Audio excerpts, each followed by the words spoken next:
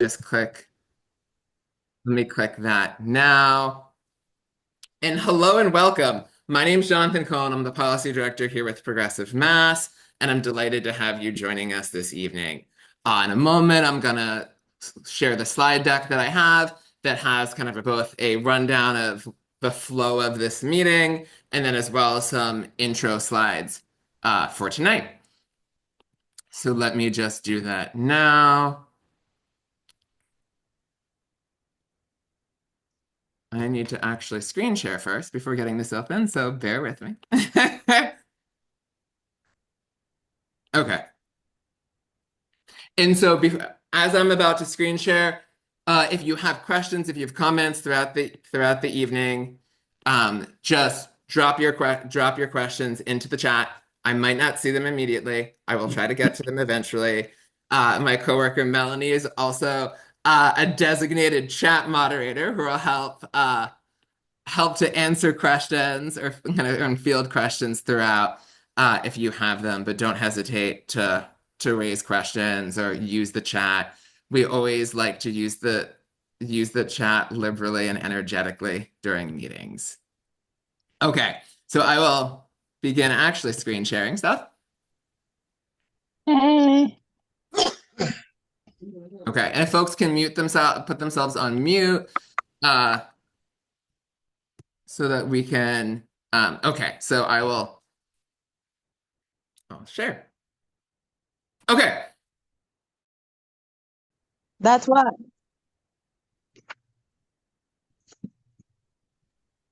Mira, ve, eso es tuyo. Okay, let me reshare that again. What they have to say. Okay, can people see? Can people see? What are you doing? Okay, Yes, correct. can folks see my screen? Yes. Okay, awesome. So I will dive into this. So again, I'm going to give a few opening slides. So we'll talk about what we'll be doing for the evening, as well as. Sorry, I was muted. uh, I'm going to give a few opening slides to talk about Progressive Mass, who we are, as well as the flow of the evening tonight. And again, if you're just arriving now, we ask people to put their name in the chat, introduce yourself, tell us where you're joining from, and tell us one thing that gives you hope. Okay. So tonight's agenda. We're gonna go through a little bit of like an orientation. I'll tell you a little bit about who we are at Progressive Mass.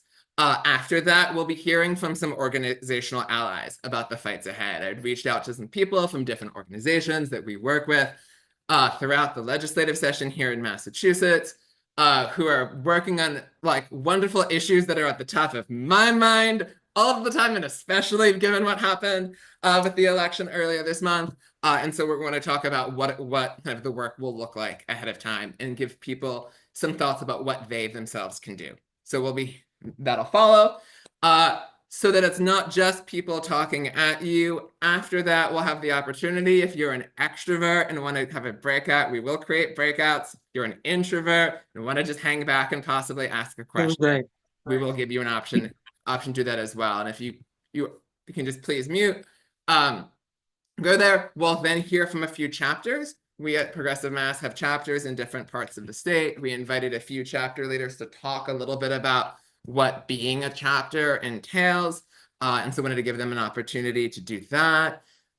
Then we'll take an action together, time varying, and then we'll close. And I will aim to get you out before this end time of this. Okay. And thank you for the folks kind of continuing to join. So why are we here? I think that's always a great starting question. So because we had a, let's say, unfortunate, disastrous, whatever you want to say, whatever terrible word you feel like using, kind of result for on the presidential election, the next 4 years will require important work from all of us across a number of levels. Our focus at Progressive Massachusetts has always been at the state level. And in the state level in Massachusetts for the next few years, what that means is defensive work and offensive work. The defensive work to protect the progress we've been able to make in Massachusetts and to protect our people from whatever the Trump administration will be doing, or the he who will not be named administration will be doing. as well as offensive work to demonstrate successful progressive governance at the state level. Because one thing that we know as well is that that it is incumbent upon us to show that how kind of progressive policies are the policies that like we know are the ones that will improve the well-being of people's lives across the Commonwealth. And the best way to make sure that people know that is not to tell them that these policies will benefit them. It is to show them by passing them. Here in Massachusetts, improving the lives of people in Massachusetts, setting the positive examples for other states, and helping to set that narrative throughout. So again, and from the speakers that we have, we'll also be talking about this dynamic, the defensive work of continuing to protect what we've done here, as well as the offensive work of continuing to move forward. So quickly, who are we with Progressive Massachusetts? We are a multi-issue, statewide, grassroots, progressive advocacy organization. I'll talk a little bit about what it means to be multi-issue. Obviously, that means covering a number of different issue areas.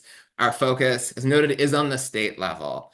And I'll talk a little bit about why our focus has been on the state level of state government in Massachusetts. We are a membership organization. That means that we have a kind of a grassroots base of members, including many of people on this call. Shout out to you if you're already a member of Progressive Massachusetts. That's anybody who donates at least $5 over the course of a year. You're a member. You get to participate in the decisions that we make as an organization. You make our endorsements. You help set our issue priorities, kind of, et cetera. And we as an organization have been around formally since 2013, although with like a few years of kind of starting before then, officially incorporated back in 2013, and have been continuing that work of trying to push kind of the state forward since, and I'll keep that short. So why focus on the state level in Massachusetts? So here in Massachusetts, we are lucky to have the second largest Democratic supermajorities in the country, after Hawaii, and I believe we're still ahead of Rhode Island. I have not checked our election, but we beat them recently. But so we have that.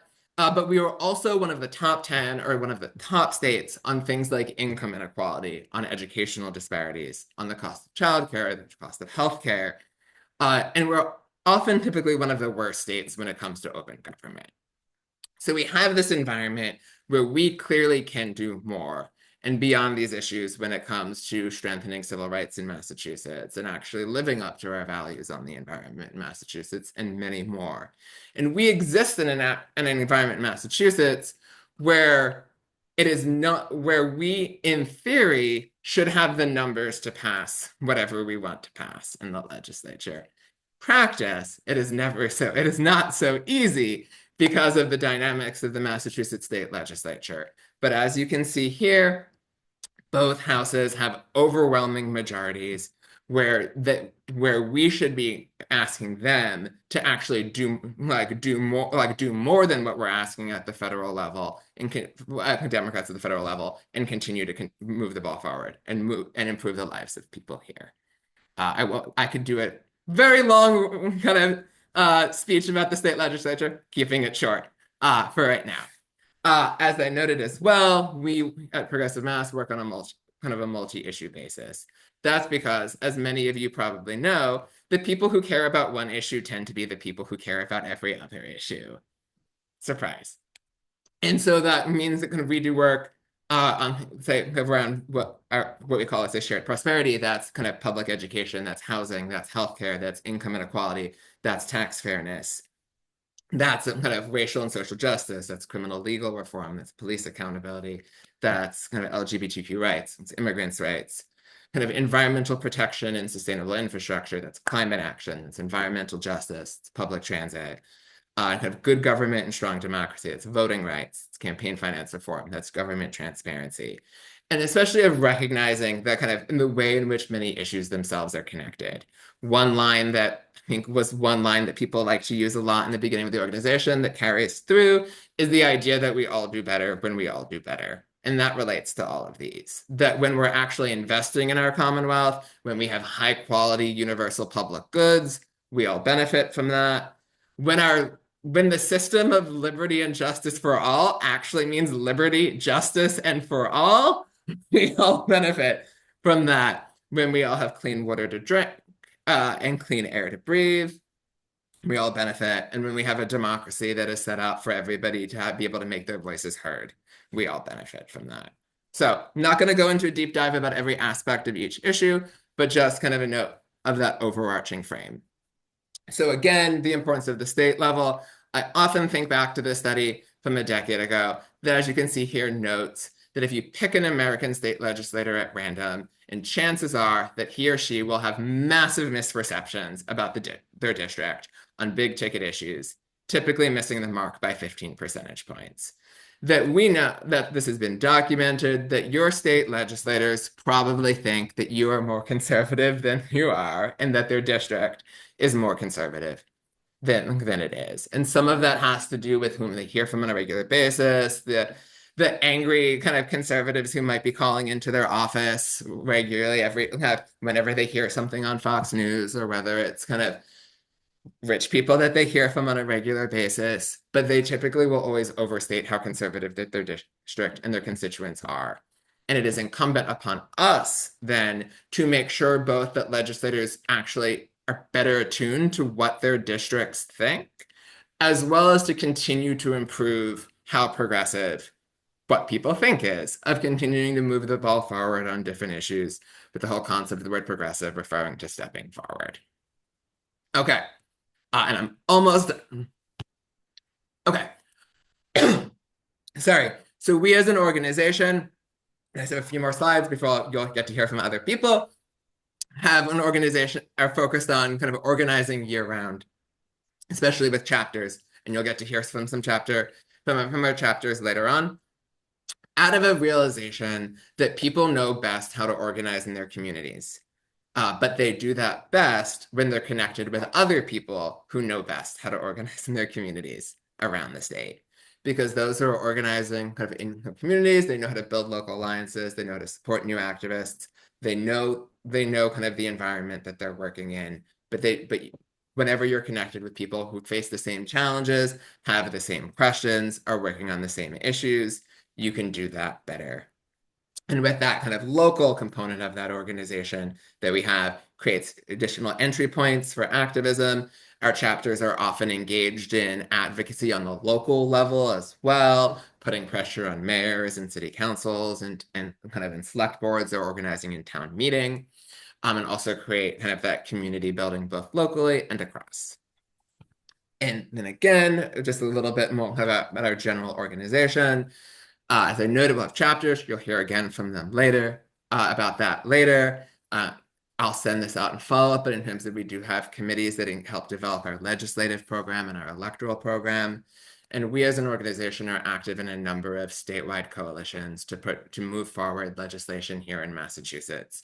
And the people that you'll be hearing from shortly are from some of our partners, from coalitions on a number of issues. So, and I'm nearing done my speaking program here. Some of the things to start getting the juices flowing about how you can participate.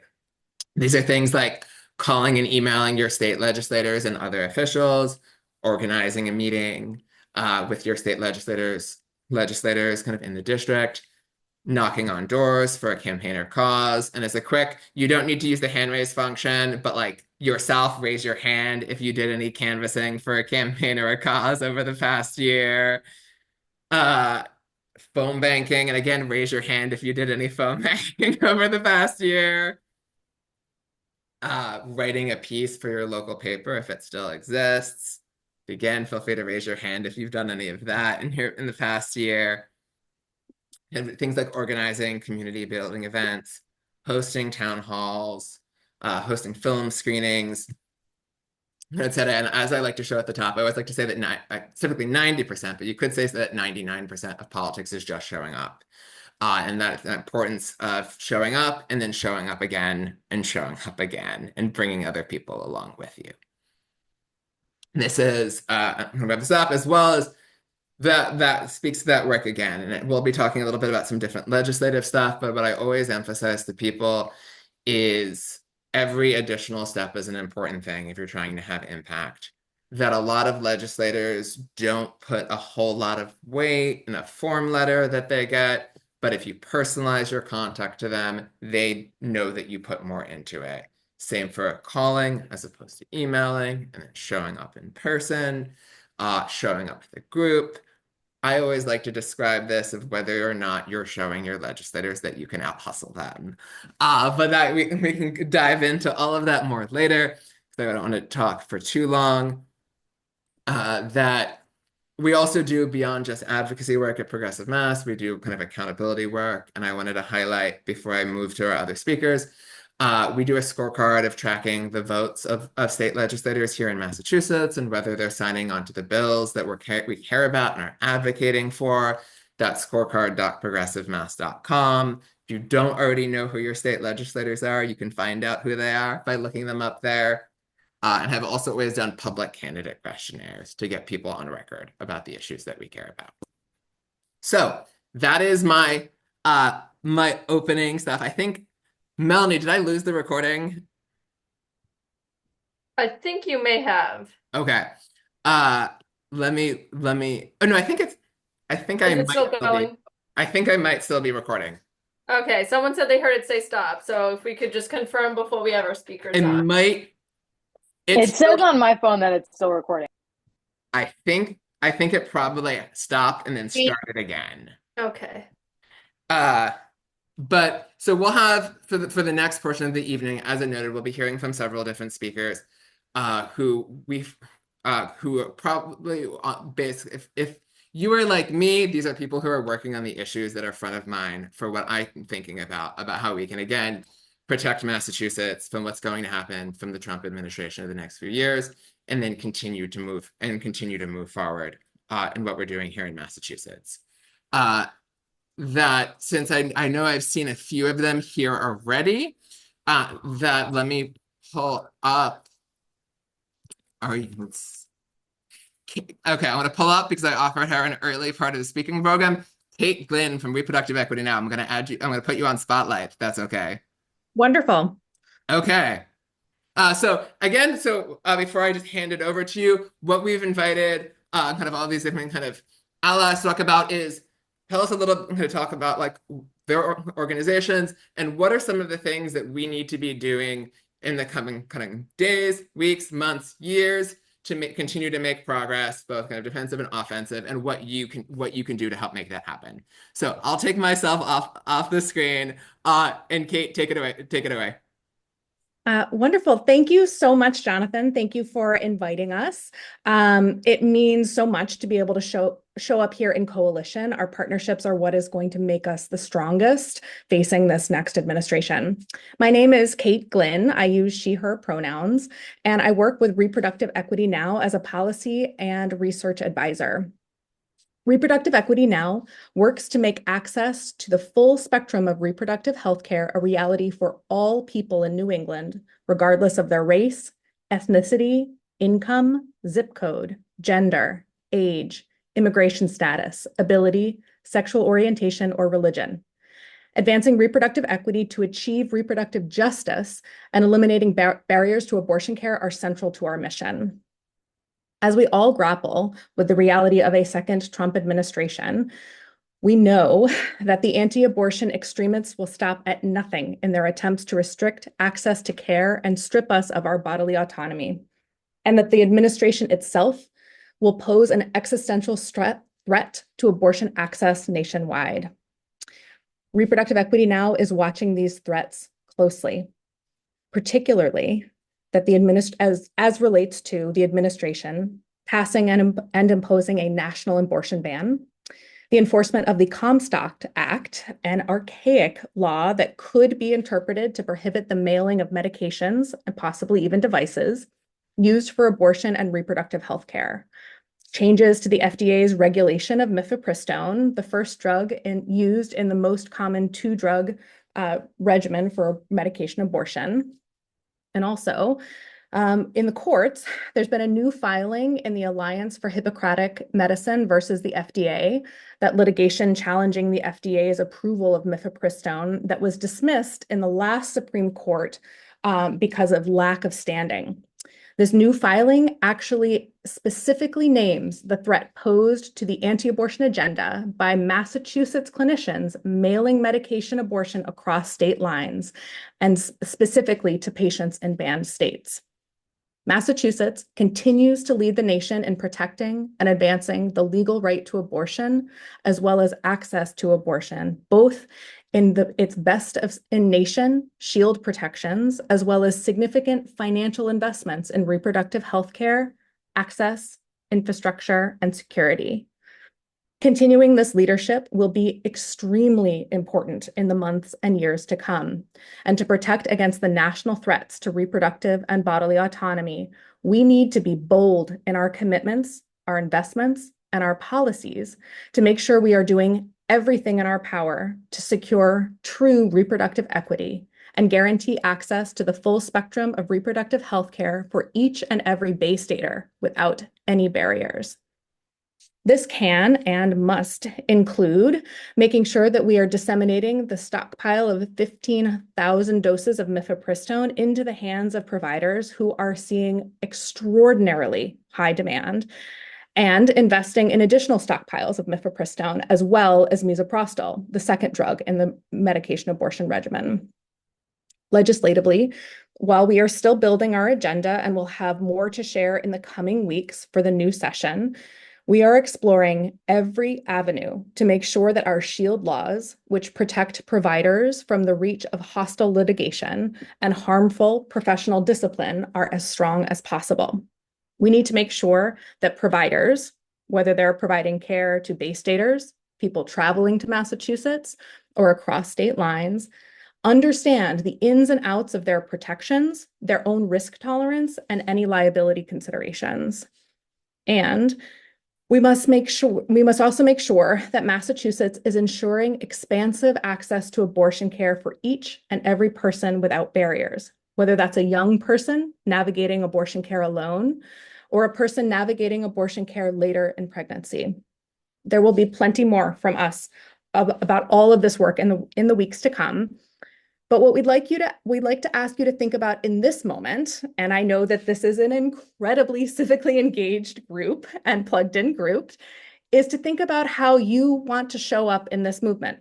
Think about your skill sets, your strengths, your experiences, and how they might help you show up in this moment. To that end, we've pulled together 3 action guides, which I'll share in the chat as soon as I'm done talking, to help you think about how you might join our movement. The first one, and if you're on this call, you're probably feeling extremely ready to be a bee in the bonnet of your legislators. And you can stay plugged in with the organizations you're hearing from tonight, as well as us, to answer the call for legislative action as we prepare. We'll be hosting storytelling and testimony workshops and give you all the tools along the way so that you can add your voice to any push for our legislation. For the second, if you or anyone you know feel ready to become the go-to person in your community, whether that's your family or friends, your neighborhood, your professional network, anyone, if you're ready to be that person who understands the ecosystem of care and the resources available to help people navigate a healthcare decision, we need you to be ready to share trusted resources. We have at Reproductive Equity Now, we have an abortion care guide, which lists all abortion providers in Massachusetts and also flags anti-abortion centers. We have a repro legal hotline in Massachusetts and in Connecticut. We just launched that 2 weeks ago. It's very exciting. And we have a whole toolkit about how to understand and flag anti-abortion centers. And I would not be in the nonprofit world if I didn't make a pitch for the money part. If you or anyone you know is ready to help sustain this movement with your dollars, we need a multi-pronged giving approach to make sure that we are comprehensively supporting the entire ecosystem of care. And we encourage you to consider supporting advocacy work, abortion funds, and abortion providers all alike. Again, I'm going to put these guides in the chat. So, while we don't have the answers to questions facing our movement right now, what we do know is that we can show up in community, we can hone our strengths and build trust between each other so we can be collaborative and strategic to identify and respond to threats. We can push our advocacy agendas and build strength and trusted information within our home communities. So that's where I'll end. Thank you so much again, Jonathan and Progressive Mass, for the opportunity to share some of what reproductive equity now is focused on. And we appreciate your willingness to think about these different ways that you want to plug in with us. And rest assured, I promise we will be here to help you every step along the way in the coming weeks and months to make sure you feel supported in these actions.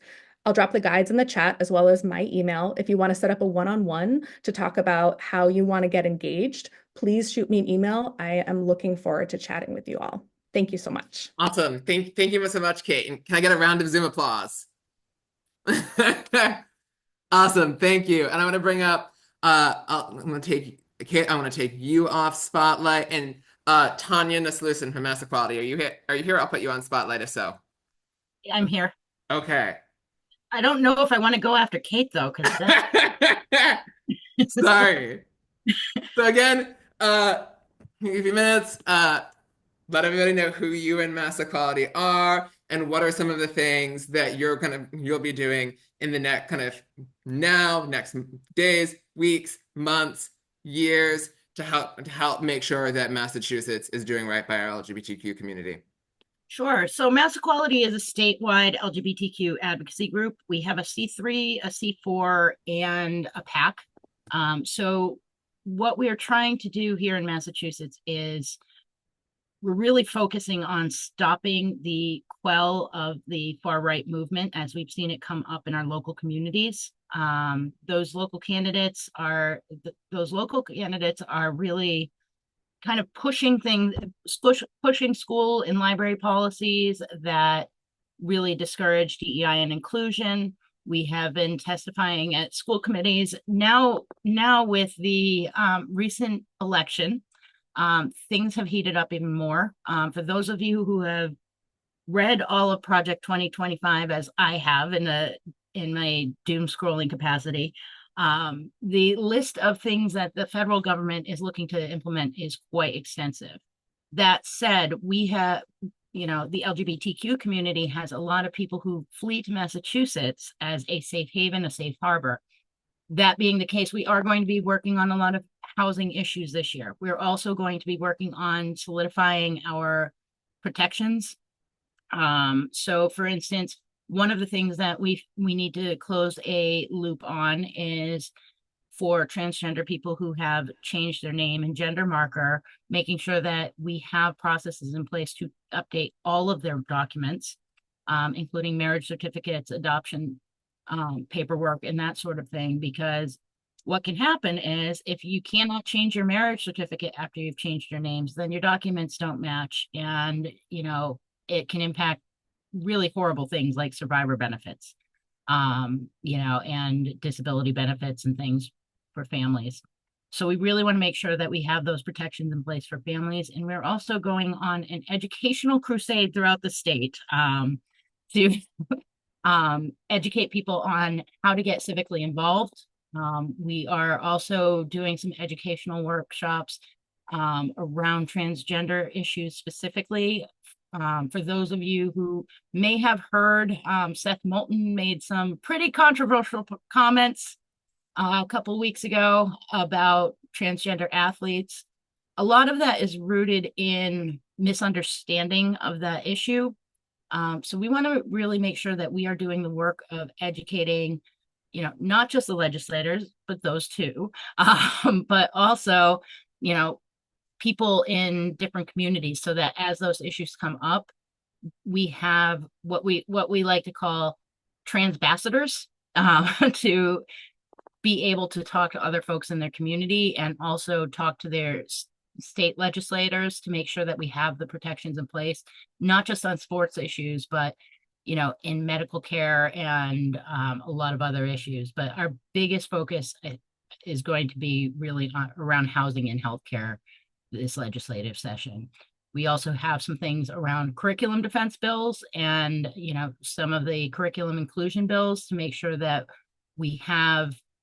One of the things that we got introduced last session that we will be reintroducing this session, because we introduced it mid-session, so we didn't get a chance to get it all the way to the finish line, is it's called an act regarding free expression, which would cut down on some of the book challenges in Massachusetts, for those of you who are unaware. Last year, we were actually 4th in the nation for number of book challenges. So though the rest of the country likes to think of Massachusetts as a progressive, Shangri-La, we who live here know that that is not true. And that is especially not true in communities like we've been seeing a lot of activity on the South Coast, a lot of activity on the North Shore, where people have been getting very vehement about trying to implement policies to take books, and also social justice bans, which prohibit teachers from talking about any current events with their students, and any kind of issue, political issues at all, which, as we know, it has a long-term, when it has an impact on what our students are learning, it has a long-term impact on the political experience of the state. We saw it, we've been seeing it because we've seen these attacks on education for the past several years. And when we actually looked at the, demographics for the most recent presidential, election, and we started to see that right-wing shift of the younger generation, make no mistake about it, those who went through high school with Trump in office, who had been living in communities where their education was limited and books had been taken out of their libraries, that's going to have an impact on how they vote. So we need to make sure that students are given the tools to become informed, educated voters, and people who understand how to research the issues.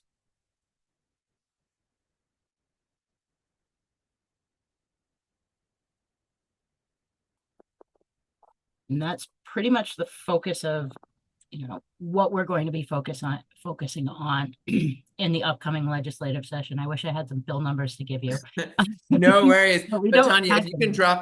could drop in the chat as well, if people want to get connected with the work of Mass Equality and learn more, how they can do so.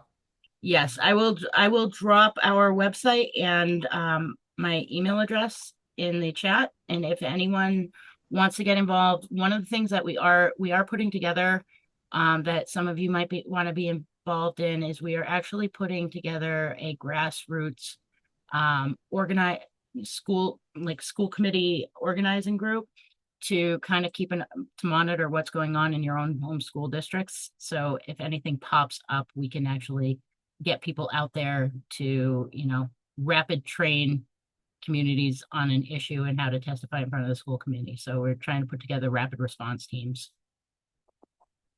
Awesome. And can I get a round of Zoom applause? Zoom applause for Tanya. Tanya, thank you so much for joining us, and thank you for all of the great work that Mass Equality does. And your talk about education gives me a great segue to bring up Jessica Tang from AFT Massachusetts. So I'm going to bring you on Spotlight, Jessica. So tell us a little bit about all that you're up to, and kind of how people can get engaged in the important fights about protecting public education. Sure. Thanks so much, Jonathan. I'm really glad to be here with you all too. Even just having these types of meetings, I think, is part of the answer to what we have to do next. And so just really appreciate that you're doing this. My name is Jessica Tang, and I'm the president of AFT Massachusetts, which represents a number of locals, including also librarians and some higher ed, even a healthcare unit out in Western Mass. I'm the former president of the Boston Teachers Union and live in Rosendale. And, been thinking a lot about all the things that we have ahead. Folks may have heard that the nominee for Department of Education was named, and I can't even believe I'm saying this, but it could have actually been worse. Although Lindsay McMahon being a CEO of WWE has very few qualifications, I think, in the education world. So we're still figuring out what that means. But, the good news is that we've dealt with Betsy DeVos before. We have a sense now of what we're up against and what is coming. So I thought I'd start with federal and then just kind of move on down a little bit.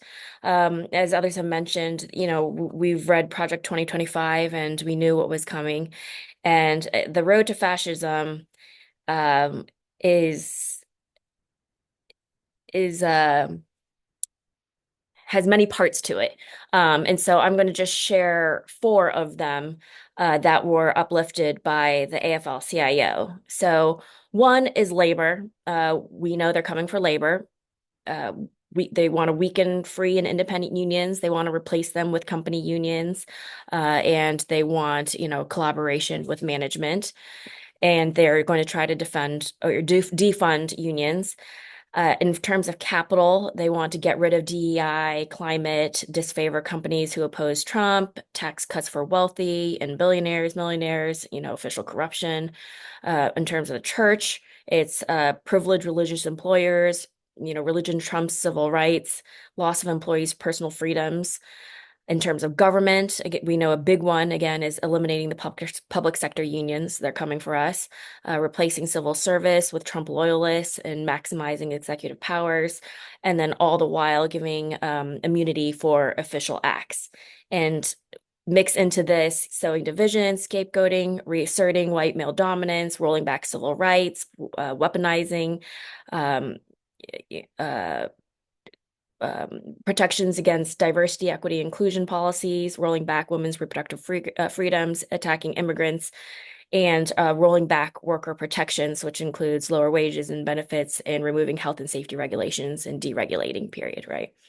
So this is going to happen, though, federal, state, local level. And I think that what we need to do is really think about, and this is what I'm thinking about at least, and what we're thinking about, I know in AFT nationwide as well, is how do we protect what we currently have in place that we need to protect? How do we prevent more harm to the best of our abilities? And then how do we be proactive about the fights that we need to continue to fight while we're preventing and protecting what we're doing? And that's obviously not going to be easy because there are only so many of us, and there are a lot of fronts that we need to be fighting on. So bottom line then, we have to be organizing and building that tent and building that people power. And so I really do think that this is the time where we have to go back to our basics as organizers and what we know. It is about relationship building. It's one-to-one conversations. It's about listening to understand. It's about meeting people where they're at so we can continue to build the tent. Trying to do more, and I heard this from the other speakers too, more political education, more popular education, with amongst our own members too. We have a lot of work to do in the labor community, but the good news again is that we know that it works. So we had a really, really, extensive political program the last few months, and union members did actually vote for Harris Walz, for example, 17 points above others. And we know, for example, in Pennsylvania, where I was doing some work in solidarity with our folks in Pennsylvania, that like in September, Trump was up against union members by 5%. And then 3 months' time, we were able to turn it over, and actually union members ended up voting 13% above where we were in September. So those conversations do matter. The political education does matter, and taking the time to do that groundwork can make a difference. And so in terms of legislation, there's a few things that we can already do right now in this moment. So one is WEPGPO.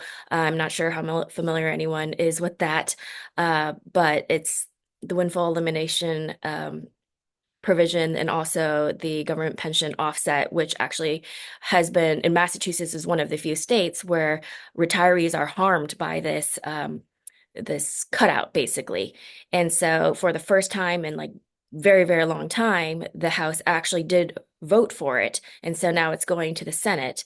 But we have a very steep hill to climb. So one thing you could do right now is, contact our two senators, and we already know they're on board, both Senator Markey and Warren, but it still matters for them to hear from folks, so that the more they hear from folks, the more that they can continue to champion this and talking to their colleagues in the Senate as well.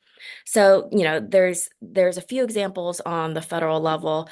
We're also looking at, a para bill of rights. Some of our lowest paid employees in the education field and public sector are paraprofessionals, and do not have a living wage and need a living wage. And that's why you see a lot of these teacher strikes happening. As one of the main issues actually um, is raising the wages for our paraprofessionals and lowest paid workers, but also paid family medical leave, because we are the one group that's cut out of the state law, actually, and we have to negotiate it district by district. We're also looking at, the People Over Pentagon Act. And in Massachusetts, there's a lot of legislation that we're looking at too. And I just realized I'm going way over time, but we're looking at legislation from everything around follow-up for MCAS reform. We did not get everything in Thrive Act passed, so we still have work to do there. We have proactive efforts like more community schools. We need to adjust inflation for the Student Opportunity Act, school funding, strike legislation. R plus we're still trying to get done right now, actively currently in this session. And so there's a lot of examples of legislation we're fighting for at that level. And then locally, we're trying to negotiate contracts. And so, if you're in Boston, they're looking for organizational sign-ons to support the contract fights. And if you're not in Boston, there's a lot of other open contracts across the state, and testifying in support of our educators to help improve our schools and standing up for the students and what they need at school committees. Those are all examples of things that can be done. Okay, I'm going to stop there, because I know I said a lot and I think I went over time. No worries. But the good news is there's so much we can do, and I think that's my bottom line message. Awesome. Well, thank you so much. And if you can drop some links into the chat afterwards, and can we get a round of Zoom applause as well? Thank you so much, and thank you for all of the great work of the AFT.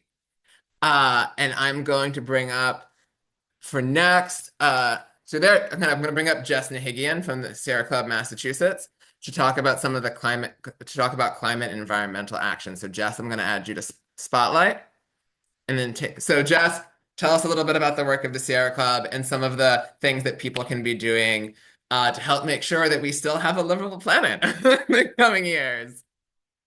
Absolutely. Thanks so much for holding this space, John. It's so important, and for bringing all of these allied and important causes together. My name is Jess Nahigian. I'm the political director for the Sierra Club Massachusetts chapter. If you're not familiar with us, we're the local chapter of the National Sierra Club, which is the nation's oldest grassroots environmental organization. Here in Massachusetts, we have over 80,000 members and supporters, and our mission is to explore, enjoy, and protect the planet. And so I want to talk, we are also, as we have a C3, we have a C4, and we also have a PAC, so we also endorse candidates. So this past legislative session has been a challenging one for climate activists, even with a friendly federal administration. I am happy to say that it just ended today. The governor just signed the climate bill that we have been working towards for 2 years now, which is a huge win. And really, even with our trifecta Democratic control in Massachusetts, was absolutely not assured. Multiple times it seems like it was going to fail, and it was only because of advocacy that things were able to be turned around. And so I think it just highlights the importance of working at the state level to make some of these changes. We've been relying on federal support, especially through funding, for a lot of the decarbonization work that we're advocating for. And we've also been relying on the federal government for strong environmental protections. The Biden administration has undone a lot of what the Trump administration did, and then has started to move forward And now we know that that cavalry is no longer coming. But the good news is that the clean energy revolution is already underway. The policies the administration has enacted, the Biden administration has enacted, are going to be, some of them are going to be very hard to reverse because they are politically popular in red and purple areas, which is really good.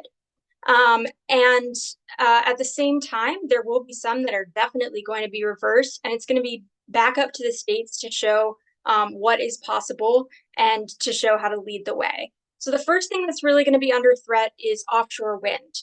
Offshore wind is the main way we are anticipating getting clean energy in the future, and it is reliant upon the federal government.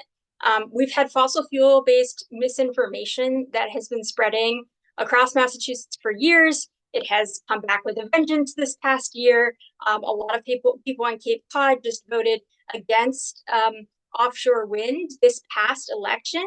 That was funded by a dark money campaign. We have no idea who was behind it, but I think we can all guess. So there's clearly some education work to do here, as well as pushing to make sure that these leases go through. And thankfully, the administration has come out really strong on this in the past couple of days. But they need to really step up. We've given a lot of power to our governor's office on climate change in Massachusetts. We have set a goal to decarbonize by 2050. We have set sublimits on the different sectors and the years by which the administration needs to decarbonize Massachusetts. These are a lot of these things are in statute. And so the administration has a lot of leeway to act if they want to.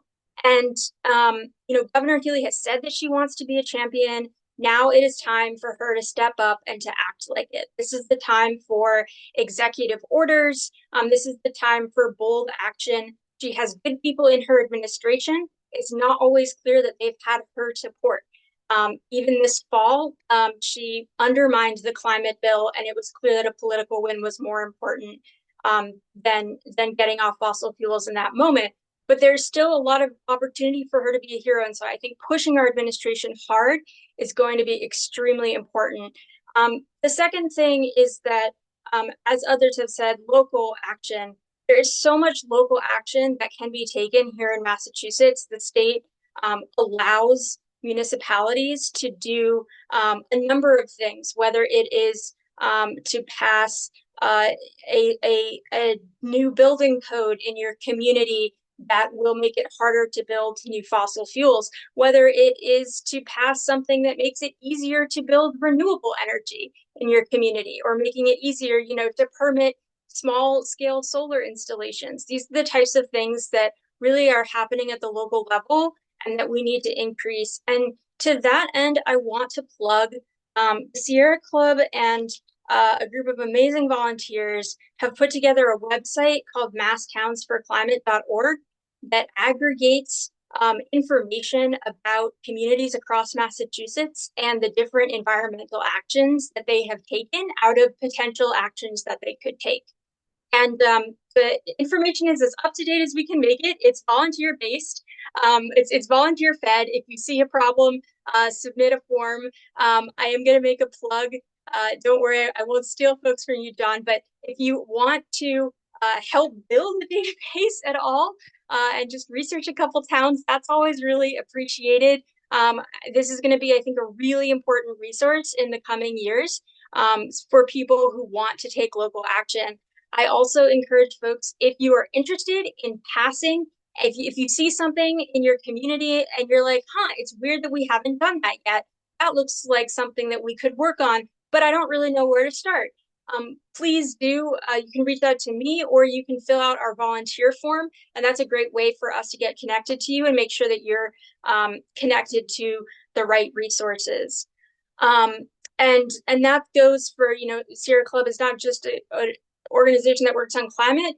We work on a number of issues. So PFAS, the Trump administration, these are very highly toxic chemicals. The Trump administration last time rolled back protections on PFAS. The Biden administration has now put those protections back in place. It's very likely they will try to roll them back again. But at the same time, there's a lot we can be doing in our own communities and in our state to be fighting PFAS.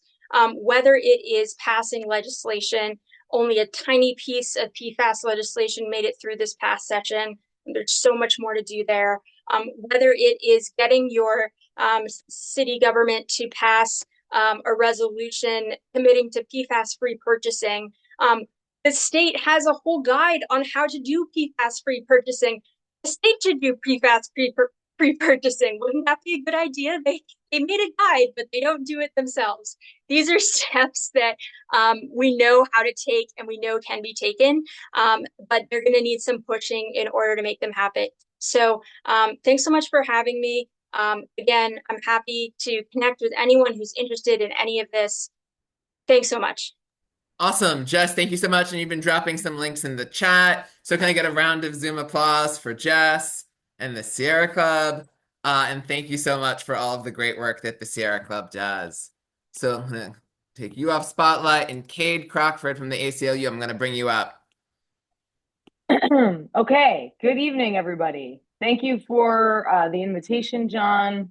It's so nice to see so many partners from all across Massachusetts and so many different issues. Probably most of you are familiar with the ACLU. The American Civil Liberties Union is the nation's oldest civil rights and civil liberties organization. We were actually founded here in Massachusetts in 1920. I'm going to say just a couple things because it's close to the end of the night here.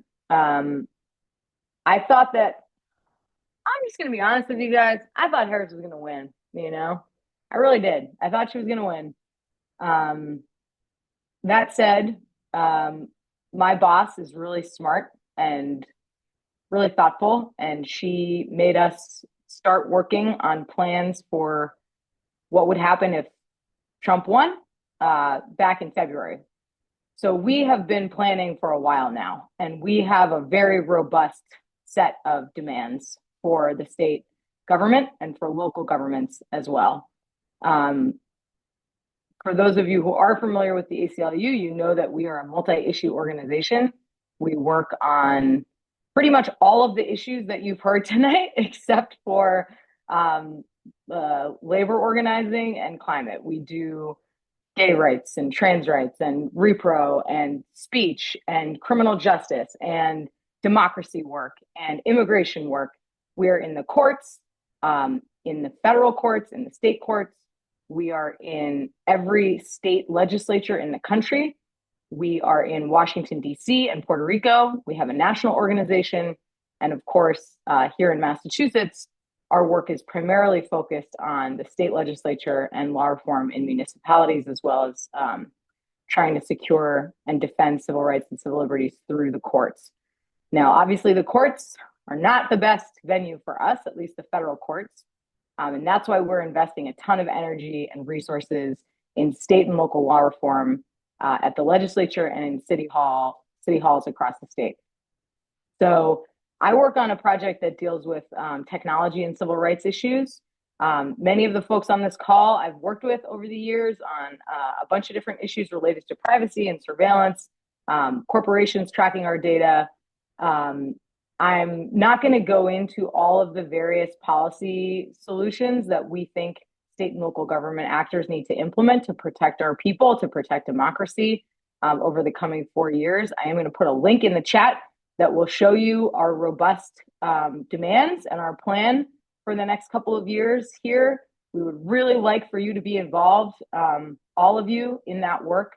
We count Progressive Mass as a really crucial partner in the work that we do, and we are eagerly accepting volunteers to help us in those efforts statewide. So I'm just going to leave it at that and put a couple of links in the chat. The first one is to our, we're calling it a Firewall for Freedom. This is the Firewall for Freedom agenda. As you can see, it's pretty detailed. We have a lot of different asks of the state legislature and of local governments. And then the second link I'm putting in the chat is a link where you can sign up to become a volunteer with the ACLU of Massachusetts. We've gotten hundreds of new volunteers since the election, but every single person is going to be important for this movement. I guess the last thing I'm going to say, just as like a word of inspiration, is that solidarity is the most powerful force that we have to fight not only fascism, but also the coming fire hose of shit that we're going to be dealing with starting in January. It is going to be stressful to open the internet or the newspaper and read about what's going on. And the only way that we are going to make it through and to overcome a lot of that and to fight back at the local level and achieve wins here in Massachusetts is by working together. It's going to be working in partnership. It's going to be working with people who annoy you. It's going to be, doing the hard work of showing up like we are right now after a long day at work when everybody's tired and having meetings that go until 8 or 9 o'clock at night. So I just want to say thank you to everyone who's here, and, pace yourself. And I'll just leave you with words that I found really wise. I read a book a couple years ago by a really inspiring activist named Astra Taylor. It's called Democracy May Not Exist, but We'll Miss It When It's Gone. I really recommend that book. Among the things that she says in that book is that democracy is a series of meetings. That's what it is. That's really what it is. And it takes, the daily grind of people showing up. And that's what you're doing tonight. So thank you. And thank you, John. And thank you to all the other organizations that are here, inspiring people to get ready to dig in for the next 2 to 4 years of organizing that we're going to have to do together. Thanks. Awesome. Well, Cade, thank you so much. I know you've been dropping links into the chat, so anything else, feel free to drop into the chat. Can I get a round of Zoom applause for Cade? Thank you, and thank you for all of the amazing work that the ACLU does here in Massachusetts and around the country. And so, my final issue speaker, I'm going to bring up Amy Grunder from Mira. So I'm going to, Cade, I think you're going to go off spotlight. Shoot. Okay. And Amy, I'm going to bring you up from Mira, the Massachusetts Immigrant and Refugee Advocacy Coalition. So Amy, take it away. Tell us a little bit. Obviously, immigration is on, and what to do to help support Massachusetts' immigrant communities is top of mind for many of us. So take it away. Okay. Greetings, everyone, from my kitchen in Beverly. I wasn't expecting to be here today. I was expecting to watch, but my colleague was unable to come, so it looks like it's me. So I don't have anything super prepared, but here we go. So I work for the Massachusetts Immigrant and Refugee Advocacy Coalition. My name's Amy Grunder, and I'm Director of State Government Affairs, which means I mainly focus on our state work. MIRA is a membership organization with organizational members that serve basically organizations that are immigrant serving, many of them led by immigrants across Massachusetts. And we advocate, my work is mainly concerned with our primary goal, which is advocating for policy change in Massachusetts to benefit immigrants and protect immigrants. We also conduct trainings like Know Your Rights trainings, and we have resources for advocates as well, and people working with immigrants in their communities, immigrants themselves, obviously, in multiple languages. We also provide legal assistance and case management for new arrivals who are in shelter in Massachusetts. That's some new work that we've started in the last couple of years.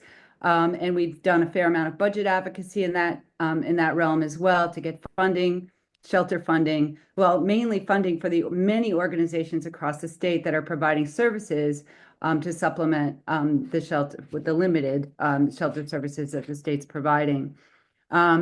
Given the election, the sweep really of the presidency and of Congress and the courts, I agree with everything that was said earlier about really the state is the only firewall to protect immigrants from what's coming. And we know what's coming. It's been stated very clearly. We're expecting a mass deportation efforts, a massive increase in detention of immigrants or holding immigrants in detention, including especially in other parts of the state with private detention facilities. We're expecting elimination of DACA. I'm blanking on what it stands for now. That's hilarious for me. DACA, which provides work authorization for people brought here as immigrants who are brought here as children, and gives them freedom from deportation. We're expecting that to end. Temporary protected status, we're expecting an attack on that. Efforts to eliminate birthright citizenship. The list goes on and on. You've heard the list. I probably don't even need to tell you this. But one of the things that we're paying attention to is, and perhaps most relevant for our work this session, is the incoming Trump administration has been very clear about that they really want to ramp up enlisting state and local law enforcement and correctional facilities to identify people for deportation. So that is an area where state work is really important. In Massachusetts, we do have some protections already in place because of a court decision back in 2017, which prohibits law enforcement from holding people for ICE. But that doesn't mean they can't notify people about someone's pending release from custody. It's really geared at people that have some kind of contact with law enforcement. And as we know, that will have a greater impact on immigrants of color, right? So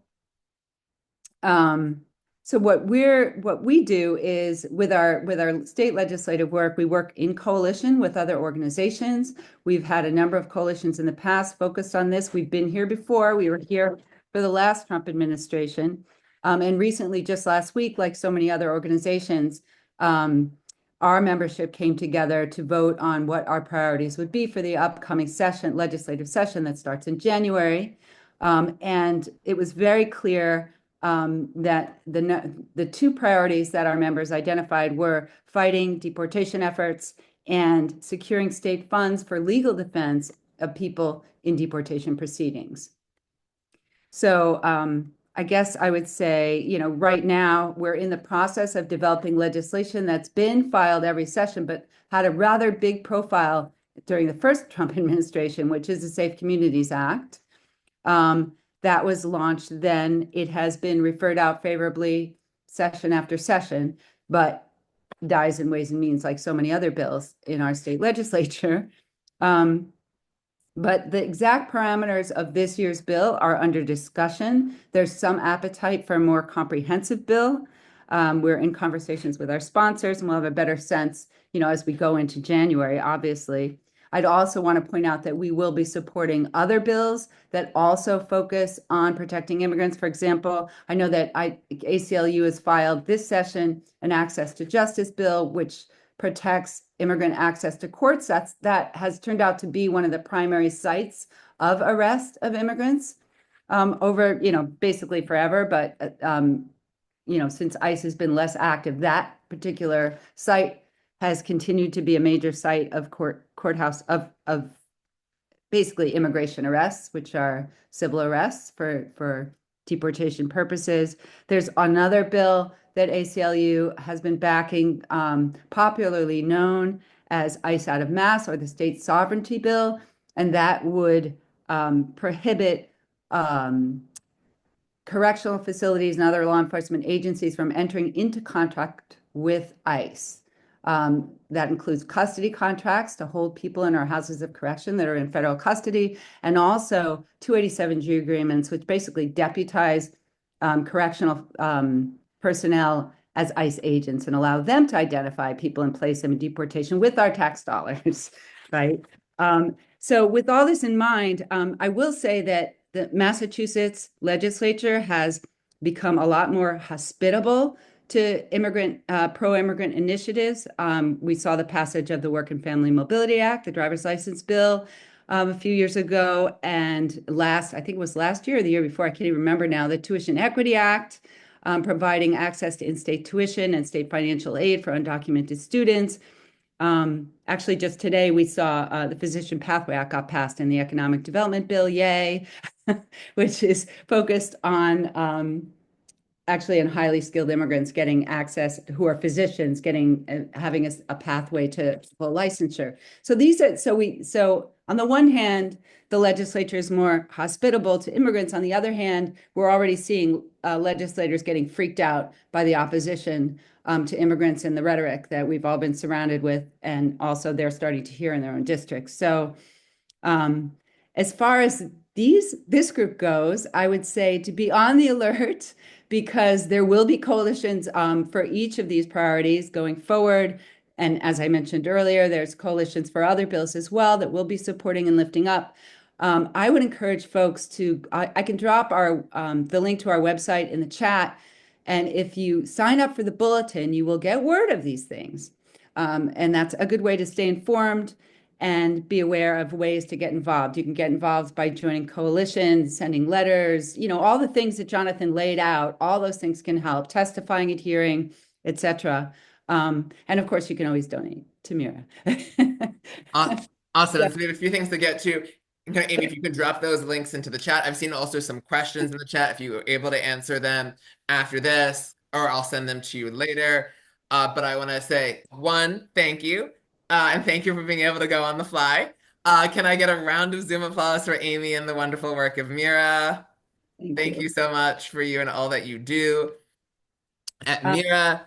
I see one question. We won't have bill numbers until the bills are filed and get sent to committee, just so you know. But we will be making sure that people stay posted about that. So I want to change a little bit of our timeline for the evening. I want to start inviting up a few of our chapter leaders with Progressive Mass to say a few words about like what do our chapters actually do? What does that mean? And how does that create an avenue for doing work on the local level? So Krista, I'm going to put you on the spot first. I get to go first? Okay. Yes. All right, I can do that. Okay, so Krista, introduce yourself. Tell us a little bit about JP Progressives. Sure. Take a few minutes. And so take it away. Okay. Hi, my name is Krista Magnuson. I am one of the co-chairs of the Jamaica Plain Progressives.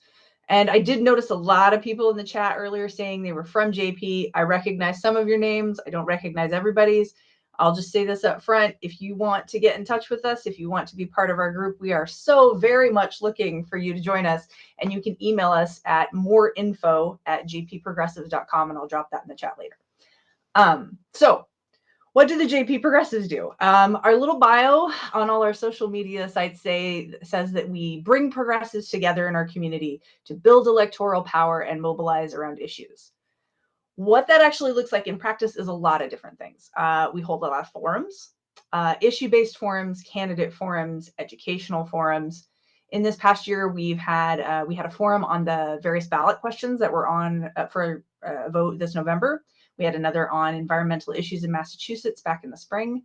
Another thing we do is that we endorse on both issue questions and for candidates. We have a multi-step endorsement process that includes some kind of public forum, either when we host or with an allied organization, a community conversation, a recommendation from our steering committee, and then a vote from our final membership, which is obviously the most important part. You have to get 60% from our members to actually receive our support, because we are very committed to the idea that if we endorse, we do the work. And so we need to have an appropriate level of support where people will actually come out and do that. We try to always put these events on, especially the forums, in partnership with other area organizations, particularly those that represent communities of color or disadvantaged communities. Because what we consider to be a robust endorsement process, we put some time into publicizing and then distributing those results. We are possibly best known in our neighborhood for handing out flyers on election day, having our endorsement flyers out. And we get a lot of positive feedback on those. Busy people who know that they're more or less in alignment with us on issues, but who've run out of time to do their own in-depth research, they find we get a lot of feedback from them that these are really useful and helpful things to put out in the community. Like I said, when we do endorse, we follow it up with action. So we are very big on canvassing. If we endorse, we have at least one canvas that we host and recruit for. We plug volunteers into other things like phone and text banking. We back our choices with the work. That's actually why our logo is a clipboard. We've been around since 2009, and so the clipboard was the more relevant. If we redid it now, maybe it would be like the minivan homepage or something. But we also try to have some events that are, I say purely fun. I don't know if everybody will think that they're fun. We hold a holiday gathering every year in which we recognize people in the community, our volunteers, advocates, sometimes elected officials who were really doing the work in the last year, who really showed up. We've also held debate watch parties, which are always entertaining. This year we actually co-hosted with a local sort of mini cinema that a Jamaica Plain resident has built in his garage over the pandemic years, which was super fun. He does really cool community events and film showings, and it was really great to get to connect with his work and do that stuff together.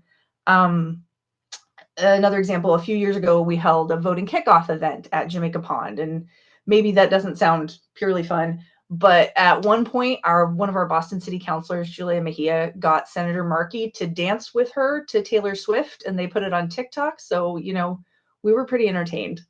That's the sort of sampling of the kind of things we do. We advocate, with other organizations.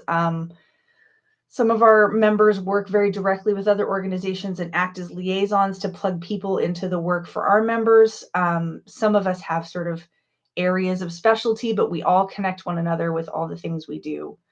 That's the kind of things we do. Those are things, that feel important to the group as a whole. We do them because they matter. Pushing issues and officials at the local and state level matters so much, and it's so frequently overlooked for the every 4-year big elections. Obviously, who the president is matters, or we wouldn't all be in this meeting tonight, but you can have a really big impact at your more local level. We also do these things because by doing so, we build a community, and that's a community in which we feel heard, we feel safe, we feel important, we feel influential, we feel connected. Sometimes we even feel loved. If you have ever thought about starting a ProgMass chapter in your area or joining one, I really would encourage you to do it. I have been part of JP Progressive since 2017 in very stereotypical middle-aged white lady fashion. I joined because I was mad about an endorsement they'd made, and look where it got me. I've been a co-chair since 2021, I think. Awesome. I hear wrap up so I can get to a few. Yeah. Okay. I was just going to say, if you do all the same kind of things that we do, or you find an entirely different way of organizing that makes sense in your own community, do that. Not just because things are scary and we need good people working on good plans, because it is a balm to your own soul to have community in times like these. We love that. And I want to give a shout out to Krista, who, as a surprise to her, was one of our top canvassers for Question 2 this fall. So I'm going to give a shout out to Krista for that as well. And can I get a round of Zoom applause for Krista? Thank you. And then I'm going to bring up Marissa. Are you here? Marissa DuPont from Solidarity Lowell. Take a few minutes and talk. I am here. Hello, everybody. Can you hear me okay? Awesome. All right. Hi, I'm Marissa DuPont from Solidarity Lowell, she, her, hers. I am on the coordinating committee of Solidarity Lowell, and I have been since 2016. I am also, I guess, sort of a founding member. I wasn't there like from the pre-planning up to our first meeting, but I was at the first meeting.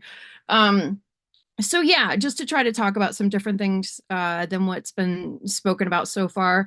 So, the basics we focus on local politics primarily. We endorse in city council, school committee, state rep, state senate, the kind of the smaller races. Though we have stepped outside of that on occasion. Sometimes we just defer to what, John says to do. Also, we, and by John, I mean, the scorecard. We do a number of different events. Like I said, we endorse in city council elections. So we do a forum for city council and school committee candidates. We also invite any rep to come to our meetings. Our meetings are, we do a monthly members meeting and then twice monthly coordinating committee meetings. Every meeting for the monthly members has a featured speaker. So, and we also invite our candidates to come in, and they can have 5 minutes during one meeting during the endorsement process. And then after that, they can have a little bit more time. And then we encourage folks to volunteer with those campaigns, canvas, phone bank. We do monthly postcard writing events during election season. And we also do a monthly, what we call demonstrate, dine, and discuss event, where we stand out in front of City Hall for an hour holding signs about, an issue, whatever's going on locally. But also we did, our candidates as well as the ballot measures this year. And And then yeah, and then after that we go to a local restaurant, we hang out for an hour and have dinner and chat. And you know that we're supposed to like have like a topic, but oftentimes there's not really a topic. But it's just really nice to hang out with everybody and commune. Yeah, and then we have summer barbecue. We have a holiday party. Those are both at my house. It's fun. It's a little stressful, but it's fun. Yeah, so we try to, you know, we try to have a good time. And yeah, I think those are like the really big things that we do. Oh, yeah. Oh God, no, that's not the big things that we do. The other really big issue that's going on in Lowell is there's of course my cat comes over now.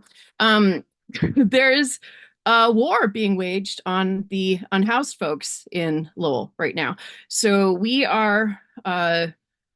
we're joined with a bunch of other groups as a Lowell Emergency Housing Coalition. So it's us, LAMA, which is a mutual aid organization, Merrimack Valley Project, which is another advocacy organization. They do a lot of labor stuff in the Merrimack Valley, and Solidarity Lowell together working to. The city council is awful. I will give you the very, very, very short version.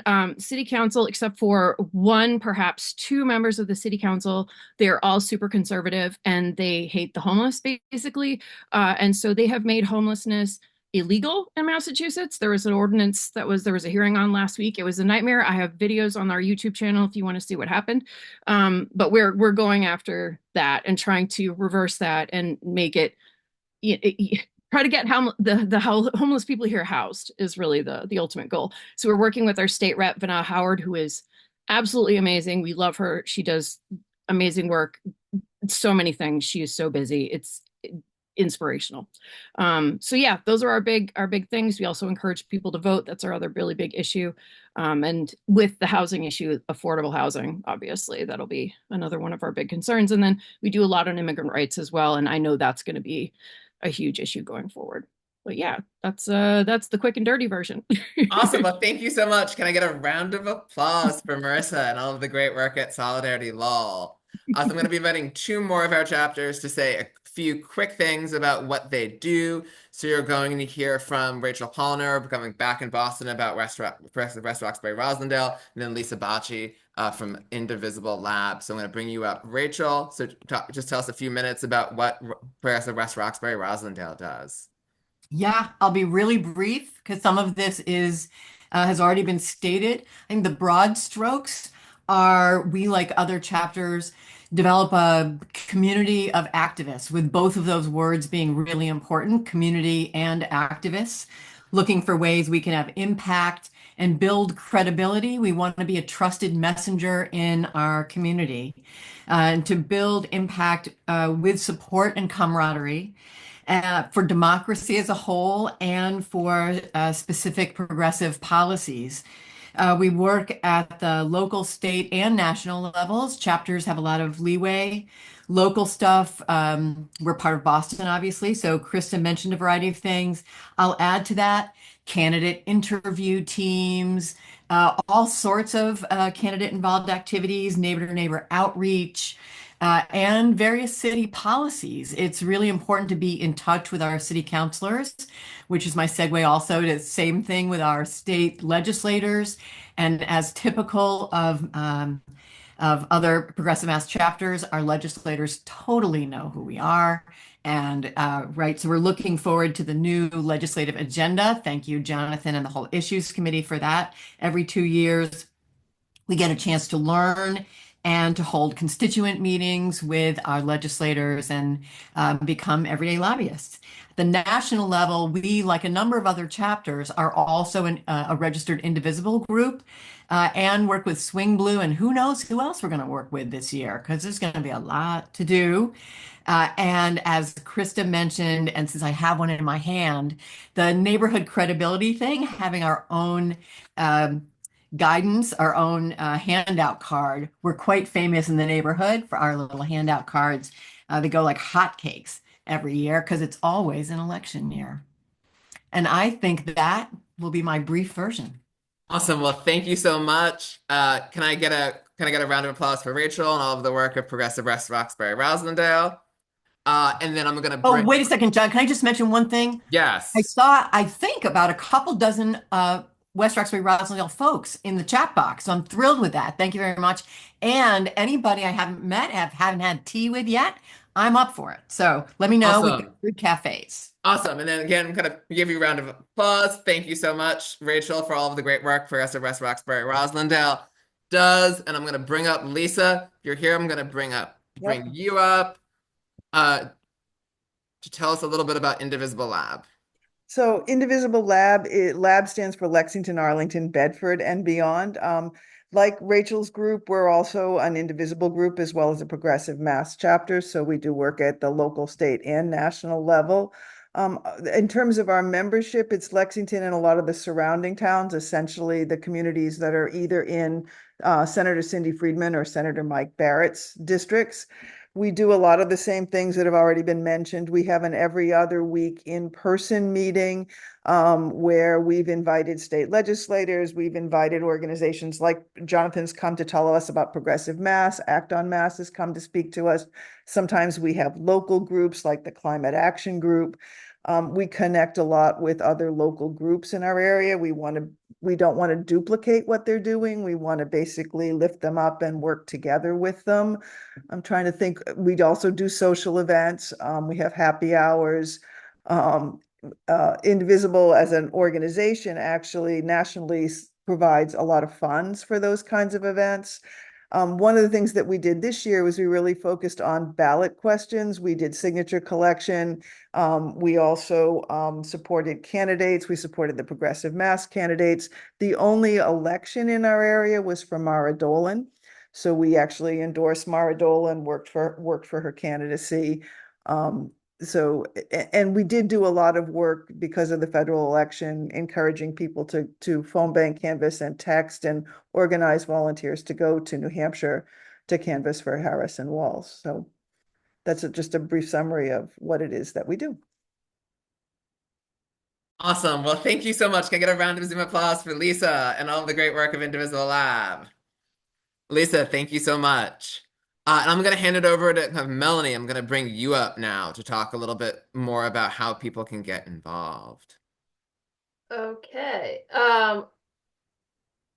I cannot say it better than our chapter leaders have, so I will be really brief. Our chapters are the hubs of our grassroots activism. So I encourage you, if you're not already involved with a Progressive Mass chapter, to check out our list of chapters, see if there is a chapter in your area or near you. And if there is one, I really encourage you to get involved if you are not already. If you do not see a chapter in your area and you'd like to learn more and talk about maybe what it takes to get one started where you are, please reach out to me. And I'd be happy to talk to you more about what our chapters do and how you can get a chapter going in your area. I'm putting my email in the chat right now. Also, so check out our list of chapters. If you're not currently involved, please get involved with your local chapter. If you don't see one and you want to know what it takes to build a chapter in your area, please reach out. Before we close for the night, I just want to take a moment to recognize that today is Transgender Day of Remembrance. And that's when we take some time to honor and remember those who lost their lives to anti-transgender violence.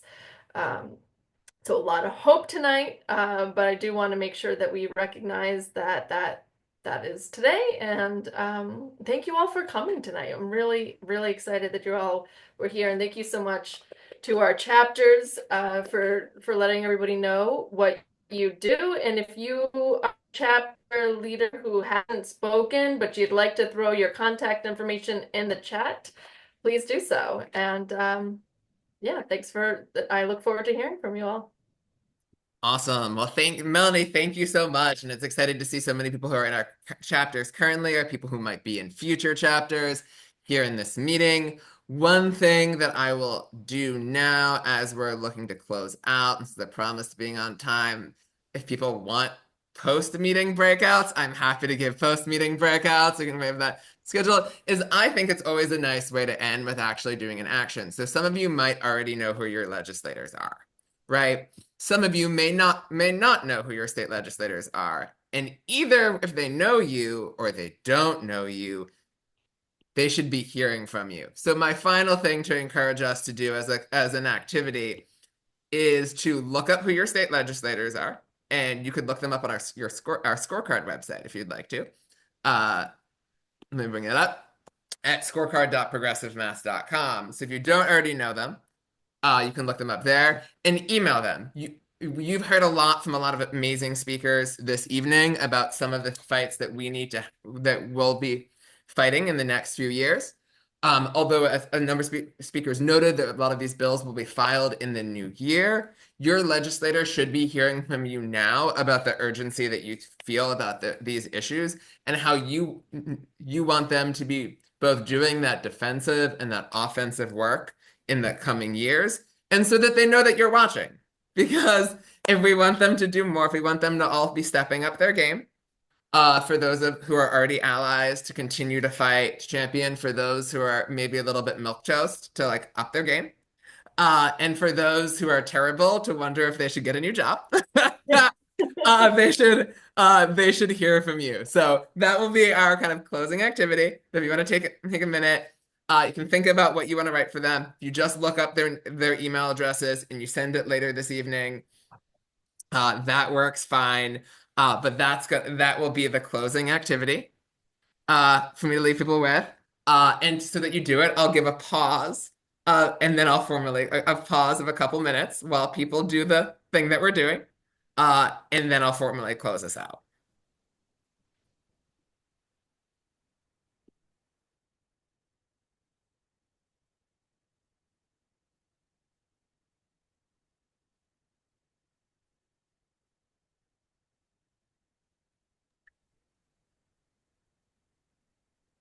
Maureen, I have information on HR 9495, which I think you know about, and you made call today, so that's great.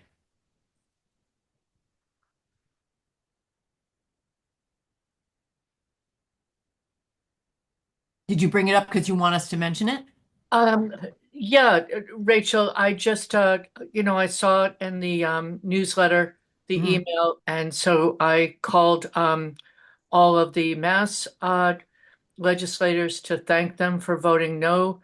And then I called Chris Pappas's office to ask for his rationale, reminded his office that many Massachusetts Democrats had helped to get him elected.